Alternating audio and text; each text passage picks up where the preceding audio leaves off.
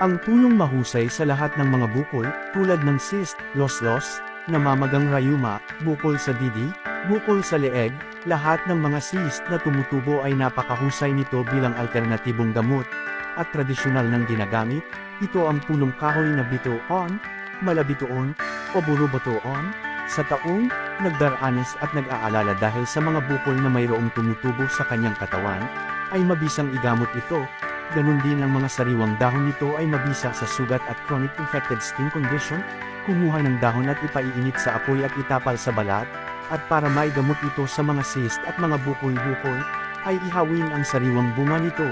Pagkatapos ay bekin ito at kayuhin, kunin ang katas at laman, pagkatapos ilagay sa parte na mayroong bukol o cysts. Gawin ito 2 beses isang araw, para mabilis na gumaling ang iyong karamdaman.